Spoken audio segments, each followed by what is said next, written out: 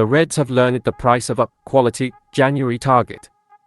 Barring a controversial defeat to Tottenham Hotspur, Liverpool have made a terrific start to the season, winning 5 of their 7 Premier League games and closing in on their best ever record.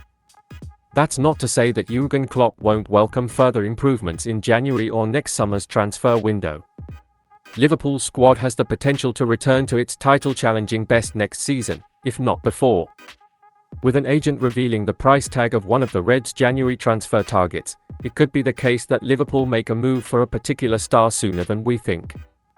Liverpool, who focused heavily on rebuilding their midfield in the summer transfer window, have been arguably lacking in central defence with only 4 experienced options at Klopp's disposal and youngster Jarell Quansah, who recently burst onto the scene and has since impressed. However, given the injury histories of Joe Gomez and Joel Matip, it's no exaggeration to say that the Reds need another stopper. That could be the focus of the January transfer window, especially if Klopp's side find themselves in the thick of the title race. However, a transfer update on Piero Hincapié was provided by the defender's agent, who spoke to Football Sin Cassette via Bolavip. Liverpool were interested in him, but at the time they preferred to invest in the midfield. They are talking like other clubs for January, it won't be less than €50 million, said the agent. The Merseyside club were also interested in the Bayer Leverkusen defender in August, with German sources claiming Klopp was a big fan of the player. And now, as confirmed by Hincapié's agent, Liverpool are once again looking at a potential move, which makes the January transfer window even more interesting.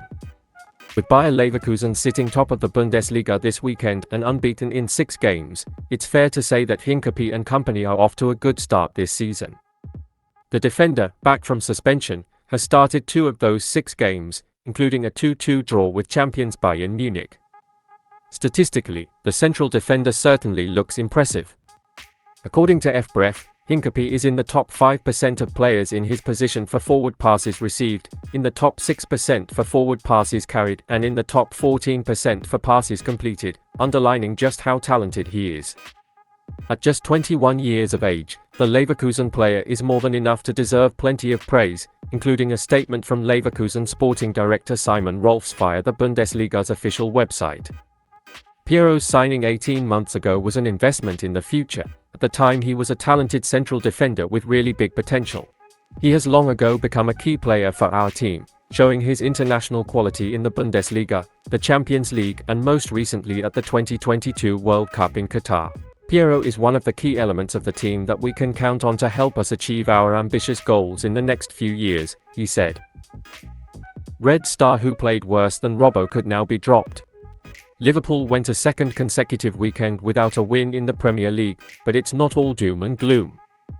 The Reds may have squandered an opportunity to set the tempo ahead of the international break in October, but results elsewhere have heated up the early title race. Brighton are a tough customer, and returning to Merseyside with a draw is not the worst result in the world, especially considering Arsenal and Ange Postecoglou's Spurs are just 3 points clear at the top. Obviously, last season's collapse was the result of the decay of a midfield long untouched. Once successful, intense and relentless, the likes of Fabinho, Jordan Henderson and James Milner were not performing to the required standard and have now all departed in the summer. In their place, a fresher, more exciting mix began to assert themselves. The all-consuming Dominic Szoboszlai has arguably been the most transformative signing since Virgil van Dijk joined the central defence. Ryan Gravenberch and Wataru Endo were intriguing acquisitions in contrasting ways. Alexis Mac Allister was signed from Brighton for £35 million in July, the first move of the summer as Liverpool began to rebuild after finishing 5th last year. The Argentine played an important role for club and country last term, winning the 2022 World Cup in Qatar and playing a leading role in the Seagulls securing European football for the first time in their history. So far he has been a solid, if unspectacular, performer at his new club. A year ago Mac Allister was a rising star but not a high-profile phenomenon, but that was surely to change when his impressive club performances earned him a place in Lionel Scaloni's World Cup squad. Starting 6 of the 7 matches, the 24-year-old was curiously absent only for Argentina's shock group stage defeat to Saudi Arabia. Mac Allister, who recorded a goal against Poland and an assist in the final, described by Gary Lineker as magnificent, completed 89% of his passes, averaged 1.3 key passes and 1.5 tackles per game and won 67% of his dribbles and 67% of his duels. McAllister's performances, which dazzled Klopp with his dynamism and energy, were just one example of the bigger, more colourful picture of his quality, even if international success can sometimes be misleading about the longevity of a player's talents. With 12 goals and 3 assists in 40 appearances in the 2022-2023 season, he was described by compatriot Sergio Aguero as very clever and has gone on to become one of the Premier League's best. This gilded performance, which led Albion creator Ryan Adset to describe him as the club's golden boy, attracted interest from some of the Premier League's top sides, but despite offers from Arsenal and Chelsea, it was Liverpool who won the race for his signature. McAllister hasn't quite hit his stride at Liverpool, but that certainly doesn't mean he's been bad since arriving in the summer. He has been used in a deep-lying midfield role in all 8 of his Premier League appearances for the Reds. That's because Liverpool couldn't sign a central midfielder in a starring role after Fabinho left for the riches of the Saudi Pro League. Endo is a clever addition, but probably not effective enough to serve in this role all the time. McAllister's ability and intensity on the ball are traits Klopp's system craves, and it's important to remember that the £150,000 a week Ace's performances contributed to the revamping of an Anfield centre that wasn't really fit for purpose last season. According to FBref, last year he ranked in the top 16% of midfielders in Europe's top 5 leagues for successful interceptions, top 18% for forward carries, top 17% for shot creation, and top 30% for forward passes per 90. The latter metric highlights the need for an increase in forward passing to effectively contribute to Liverpool's progression. McAllister has served well to the extent that he has channeled creativity and sharpness into the forward corridors, whereas last year Liverpool's central attacking efforts were an unreliable trickle, now they are a cascading torrent. Against his former team, however, his shortcomings in this position were exposed.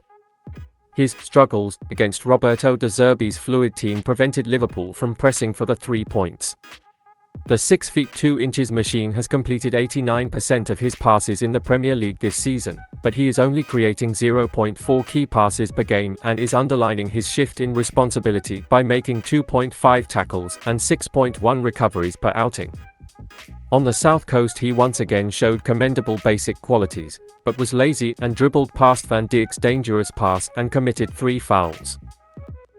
Clearly McAllister doesn't look comfortable in the number 6 role, and he was too comfortable giving the ball away in Brighton's opener. Still, he stepped up to equalise and was better in the second half. Left-back Andrew Robertson, who wasn't the only star to go wrong at Anfield, also had an afternoon to forget. All in all, Liverpool are still in a good position and can now move on with a string of wins against opponents who should be beaten by Klopp's squad.